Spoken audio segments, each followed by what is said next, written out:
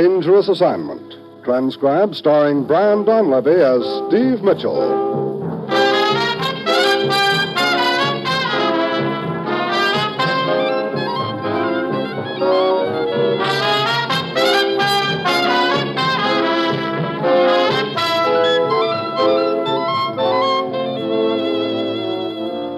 Yeah, danger is my assignment. I get sent to a lot of places I can't even pronounce. They all spell the same thing, though, trouble. But when I walk into the commissioner's office, I don't realize that this assignment's going to teach me that you can sometimes find your only chance dangling from the end of a rope.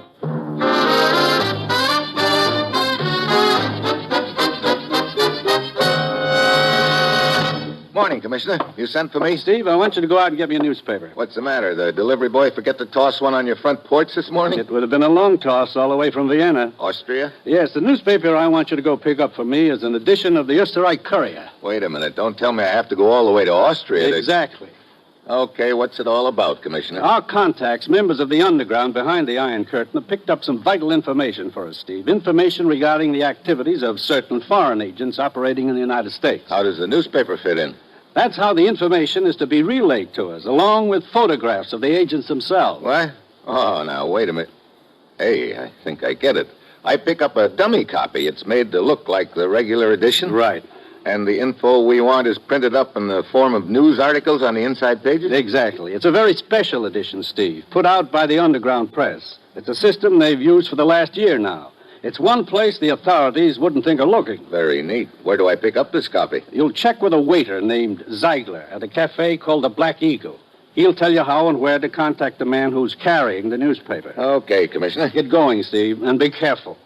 Get that information. It's vitally important to us. Well, that's it. You've got your assignment. Good luck.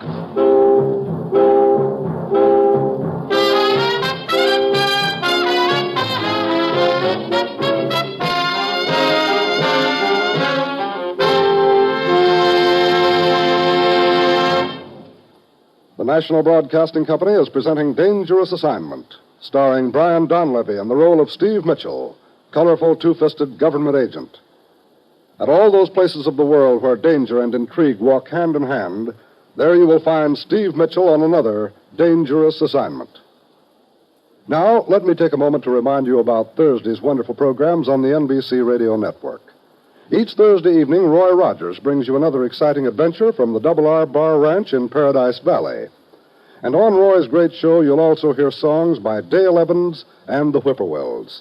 So make it a date for Western song and adventure every Thursday evening on the Roy Rogers Show.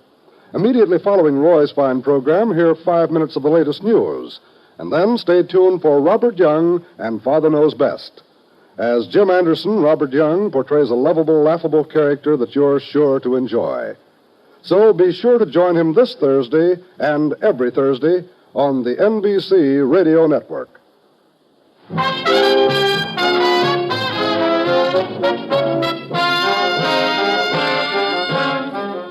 Sure, I've got my assignment. Get over to Vienna. Get to a member of the underground from behind the Iron Curtain who's carrying a very special newspaper containing information regarding the activities of foreign agents operating in the U.S. It's late Friday afternoon when my plane lands. I head straight for the cafe called the Black Eagle. A bartender points out the waiter I'm looking for. Good afternoon, sir. You, Ziegler? At your service, sir. But please, all my customers call me Ziggy. My name's Mitchell. Steve Mitchell. Oh, yes, of course. This way, sir. I have an excellent table for you. I am worried, Mr. Mitchell. The man you are to meet, he has not arrived. He should have been here an hour ago. This table is satisfactory, sir? Oh, this is fine. A menu? Thanks. If I may make a suggestion. Feel free. A specialty of the house. Schwabische Fleisch. Delightful. No. Maybe I'd better look over the menu. Oh, as you wish, sir. What's the plan, Ziggy? The booth across the way, it has been reserved for a Mr. Kovac. He is to order apple strudel and coffee, read his paper, and when he goes, he will leave the paper on the seat. I am to pick it up as I clear the table. Hey, coming in the front door, a little gent in a derby carrying a bundle under his arm. Oh, a bundle wrapped in newspaper, Yes, it could be Kovac. The description fits perfectly. Excuse me, Mr. Mitchell. Good afternoon, sir. A table, a booth for you, perhaps? Not for the moment. I'm looking for a friend. Oh, yes, of course. I do not see him. Perhaps I shall wait at the bar. Waiter, if a gentleman should inquire, my name is Kovac. Oh, yes, Mr. Kovac. Thank you. What do you make of that, Mr. Mitchell? I don't know.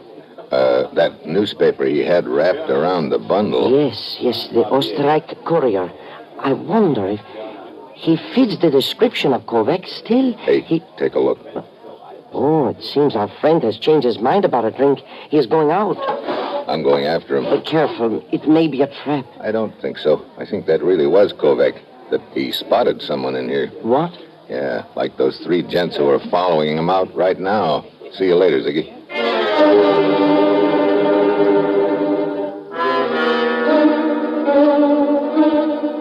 Outside, I spot Kovac hurrying down the block. 3 gents moving after him fast. Suddenly, Kovac ducks in between a couple of parked cars, runs into the middle of the street as a truck starts up. He chases it a few yards, tosses the bundle into the back of the truck, and then, as he tries to jump aboard, he trips, falls flat on his face. Kovac, you okay? Yes, I think so. Here, let me help you up. Thank you, Mr. Mitchell. The men chasing me, where? They ran right past you. They're after that truck. Was the package? If they catch up to it... They haven't. Look up the street. They're coming back empty-handed. Come on, let's get out of here.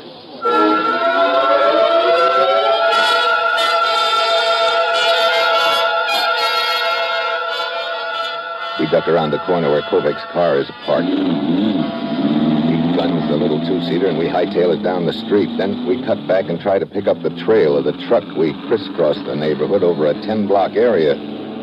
It's no use, Mr. Mitchell. I'm afraid we have lost it. Look, you saw that truck approaching. You notice a sign on it of any kind, any lettering? Nothing. There was just a canvas top. The back was open. There were barrels inside. Beer, I think. That neighborhood back there where the Black Eagle is, it's a sort of a restaurant row, isn't it? Let's get back there and start checking.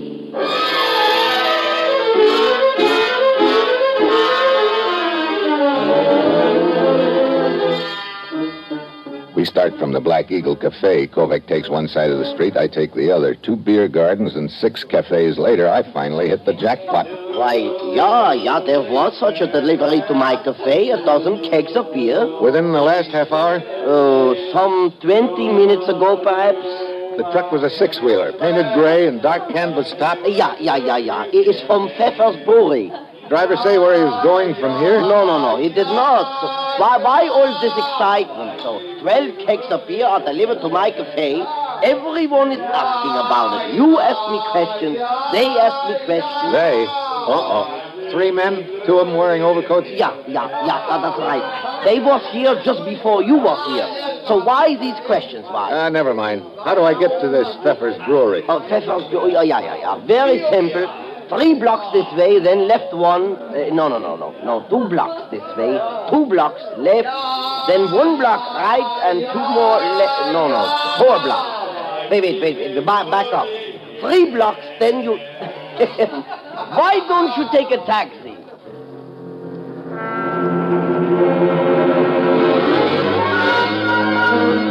10 minutes later, I pull up at Pfeffer's Brewery and Warehouse. There are a dozen or more trucks parked along the side of the building on a narrow dock extending over the river. I give each of them a fast frisk. Nothing. Then I wander inside the warehouse. Hello? Anybody around? Yeah, it's around someone. What do you want? What? I'm looking for one of your drivers. He made a delivery to Hauptmann's Cafe about a half an hour ago. Oh, you two, huh? There was some men here a few minutes ago. They were asking about... Yeah, I figured that. Well? The driver is not here. He's on his route. What was his next stop after Hauptmann's? Oh, that's Grafenbrunn. That's a village some 40 kilometers to the south. He is going to a place called the Grafenbrunn Inn. Okay, thanks for the info. Get down. Under here. What is the meaning of this Somebody shooting? wants to make sure that I don't get to Grafenbrunn, or at least stall me off for a while. The shot came from that direction. Do you see someone there? No, he's probably behind those barrels stacked up over there, and me without my bowling ball. Look, Move over, will you? Why? There's a steady stream of beer trickling down my neck. Oh, yeah, the barrels on the loading platform overhead. One of the bullets must have gone Hey, right. wait a minute. I've got an idea. The ramp from the platform, it's perfectly in line with our friend across the warehouse. Yeah, and so? So if I can get up on the platform and roll one of those barrels down the ramp... No, wait. Look, you want to get home, don't you? Oh, yeah, of course. Gretchen, my wife, we are going to some music festival to... And take your shoe off. But what did you say? Give me 5 slow seconds so I can get around back of this platform, then toss your shoe over in that direction. What is that? You're asking me to throw my shoes across the warehouse? Just to distract our friend's attention for a moment. Give me time to start that barrel rolling. Okay, start counting. All right. 1, 2, 3, 4... Oh!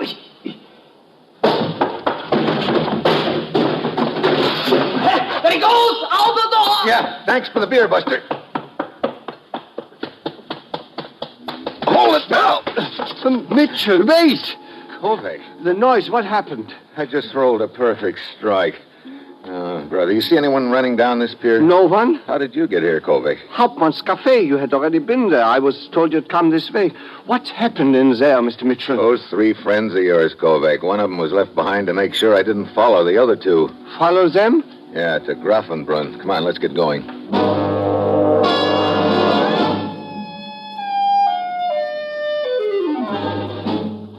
I ease in behind the wheel of Kovac's pint-sized jalopy, and she shoots down the street like a frightened rabbit when I step on the gas. We race out of Vienna into the countryside with Kovac showing me the way. And half hour later, we're rolling along a narrow road, a snake-like affair winding into the mountains. Mitchell, look. Up ahead. That yellow car? It's theirs. I'd know it anywhere. We've got to pass them. Pass them on this road, but so narrow, and the curves are so... Relax, Kovac. If I see an opening, I'm going through. I think I can get this thing around him. Oh, they spotted us. The windshield. You got a gun, Kovac? Yes, I... Use it. Keep that gent in the back seat busy. I'm going to make a try at getting around them. Careful, Mitchell. He is swerving. Yeah, trying to crowd me off the road. Hold on to your hat, Kovac. Here we go. Our front tire. Look out, Mitchell!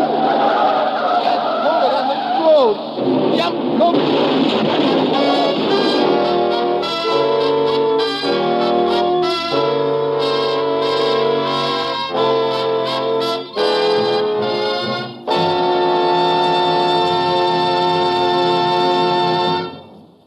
Steve Mitchell will continue his dangerous assignment in just a moment. In this national election year, one obligation of citizenship heads all the rest. The obligation of every qualified voter to go to the polls and vote. The ballot which you will receive this year is a symbol of your personal dignity. There is no man whose ballot is more important than yours, no man whose ballot will count for more.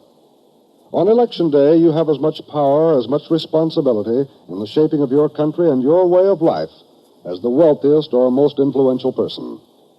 Don't ignore this priceless possession. Guard it and use it well.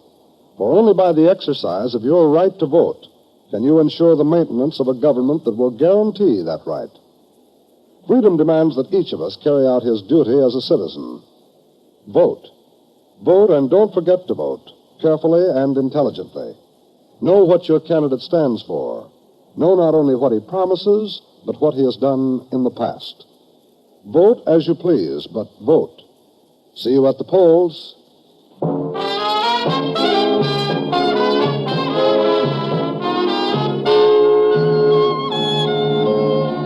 Now back to Dangerous Assignment and Brian Donlevy as Steve Mitchell.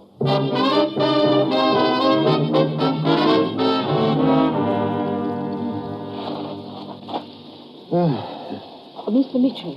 Mr. Mitchell. Where are your wings? Wings? Oh, I assure you, you are still very much in the land of the living.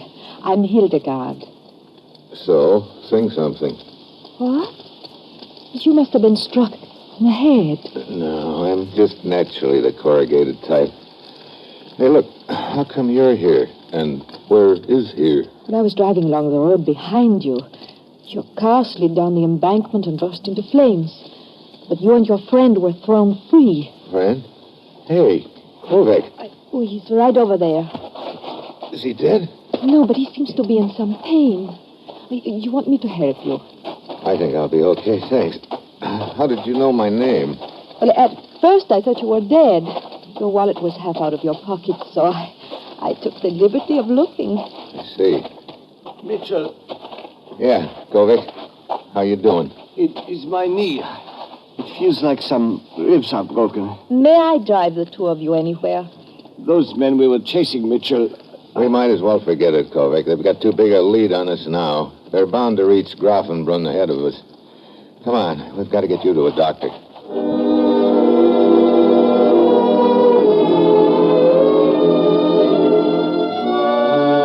Hildegard drives us to the nearest village. The doctor says Kovac will be all right, but needs rest, so I leave him there and go back outside. Steve? Well, I thought you'd gone. Well, I started to leave, and then I remembered hearing you speak about being anxious to get to Grafenbrunn. I'm going through there. I could drop you off. Well, that's very thoughtful of you, Hildegard. Not at all. Get in. How's Mr. Kovac? He'll be okay. When will we get to Grafenbrunn? Oh, in about 1 hour. Probably just about 1 hour too late.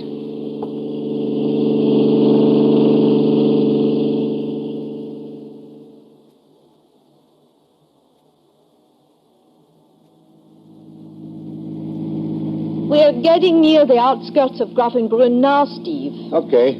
When we get in town, you might as well drop me off at... Hey, What's the matter? that car parked beside the road. The yellow one? Yeah, that's the one they were driving. Oh, these men you were trying to beat to Grafenbrunn. Yeah. Pull up beside it, will you? Oh, certainly.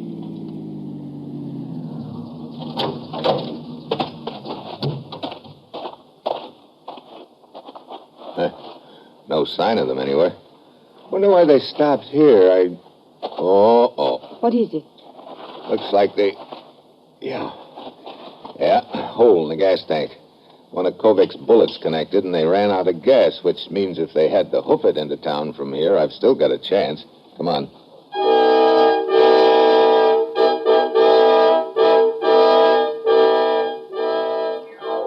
We race the rest of the way into Grafenbrunn. It takes us about 5 minutes to locate the inn. Hildegard drops me off in front. Then I spot a very beautiful sight in the alley beside the inn. The truck.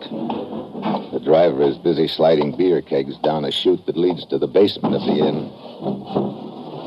Driver? Yeah? Hey, look, a friend of mine tossed a bundle on your truck. A bundle? Yeah, I want it. Where is it? This is a beer talk, not a bundle talk. Now, look, let's not start the double talk. I want that bundle. I don't know what you're talking about. Where is it? I don't see it in the truck bed anywhere. But I tell you, I Look, don't know... Buster, I've just about broken my neck trying to get that bundle. I'm in no mood for stalling. Oh. Now, either you open up or I bounce you off that truck again. All right. I didn't see any harm in it. After all, I'm not responsible if somebody wants to throw a bundle on my talk. Look, I'm not trying to make any trouble for you. All I want is that bundle, believe me. Up here in the driver's seat. It's just that the winters are so cold here. What do cold winters have to do with it? Plenty. Yeah, here you are. A suit of long underwear. Of course. That was what was in the bundle. Oh, okay. Keep the longies with my compliments. Oh, thank you. Just give me the paper they were wrapped in. The paper? That newspaper. Oh, that. I threw it away. What? Yeah. Oh, great. But what could be so important about an old newspaper? Take my word for it, this one was plenty important. Hell, this is just dandy. Well, now, don't get excited. If you want it, we'll get it. I only threw it down in the alley there in the gutter. What? Where? Oh, here, I'll show you. I'm afraid it'll be wet. You see, there's water in the gutter, and... That's okay. I can dry it out. Let's see. I threw it out as I turned into the alley. It's right... Where is it? Why... I don't know. I'm certain I threw it out of the truck right about here. The water in the gutter's moving slowly. Oh, yeah, there it is. Hey, that looks like an entrance to a storm drain. Yeah, the paper. It's just about going to go down. Yeah. I got it. Oh, just in time.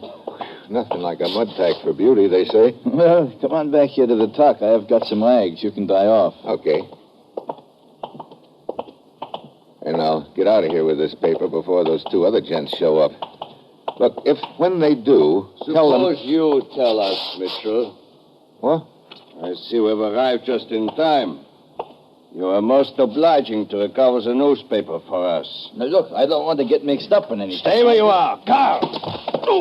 Hey, look, Hero. Why have the driver roughed up? He's got nothing to do with this. Unfortunately, both of you may have had an opportunity to read the information so cleverly concealed in the columns of the newspaper. So we shall have to take appropriate action. But first, give me the paper.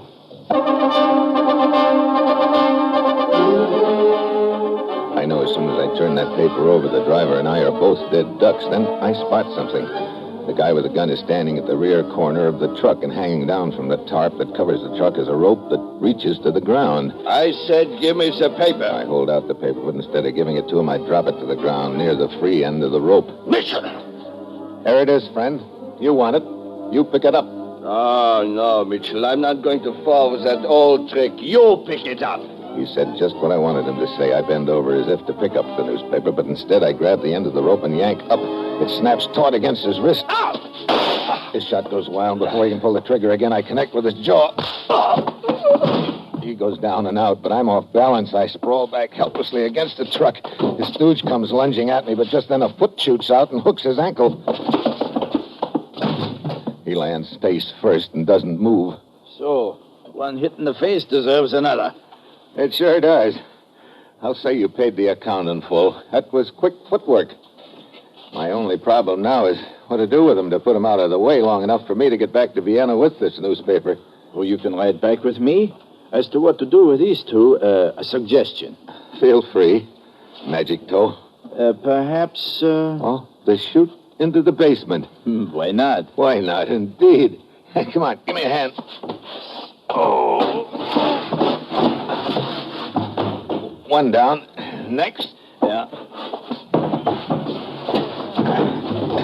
Here. They make a pretty picture, draped around those beer kegs down there. Oh, the trapdoor, huh? Yeah, and the padlock. Yeah. Yeah, that should keep them, as you say, out of the way. Yeah. Well, they started out okay, but didn't end up so good.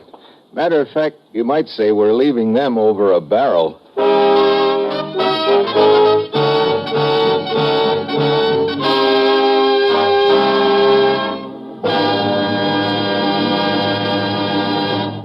Our star, Brian Donlevy, will return in just a moment. Each and every night of the week, you'll find the finest radio entertainment is yours for the listening on the NBC Radio Network. For example, Tuesday night. Right here at the NBC spot on your radio dial each Tuesday, you can hear some of the finest comedy on the air by the nation's top entertainers. Dean Martin and Jerry Lewis provide 30 minutes of laugh-packed comedy and marvelous music. Red Skelton adds to the enjoyment each Tuesday with his mirth-filled show, and Fibber McGee and Molly top off the comedy with another amusing episode from Wistful Vista. And now, each Tuesday evening over most NBC stations, you can hear the Hoosier comedian Herb Schreiner in a brand new quiz game, Two for the Money. So why not make Tuesday a top entertainment day in your week by setting your radio dial to the NBC spot and listening to all these marvelous shows? There's the Dean Martin and Jerry Lewis Show, Fibber McGee and Molly, the Red Skelton Show, and Herb Schreiner with Two for the Money, all adding up to wonderful radio entertainment on Tuesdays over most NBC stations where the three chimes mean fine radio entertainment.